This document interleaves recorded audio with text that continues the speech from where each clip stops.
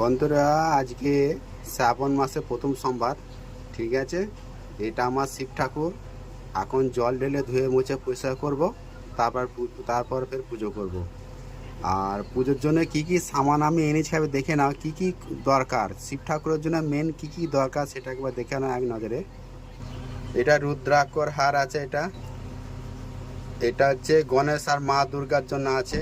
এটা বেলপাতা আছে, এইটা আছে বেল ফল আছে, এটা ধুতরা ফল আছে, আকন্দ ফুল আছে সাদা। এটা গণেশ ঠাকুরকে দেয়। এটা কিছু কুচো ফুল এনেছি। এটা এখানে কিছু বেলপাতা আছে। এটা হচ্ছে চাল আছে, আতপ চাল। এটা চিনি আছে। এটা ভগবান বিষ্ণুর জন্য তুলসী আছে।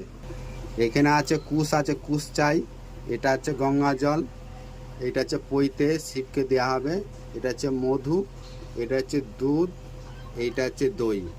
একদম কমসে কম এগুলো চাই, একদম কমসে কম এগুলো চাই পুজোতে। ঠিক আছে, এখানে শিবের মাথায় পঞ্চামৃত দিয়ে অভিষেক করছি, আর মাথায় একটা সুন্দর বেলপাতা রেখেছি, খুব সুন্দর বেলপাতা।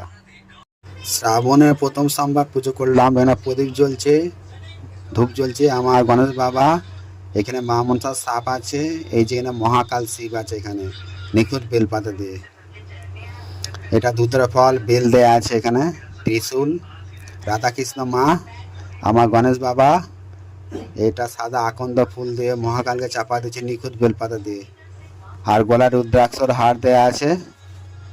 এগুলো মা মনসা চূড়ের সাপ, ধুতরা ফল, বেল দেয়া আছে।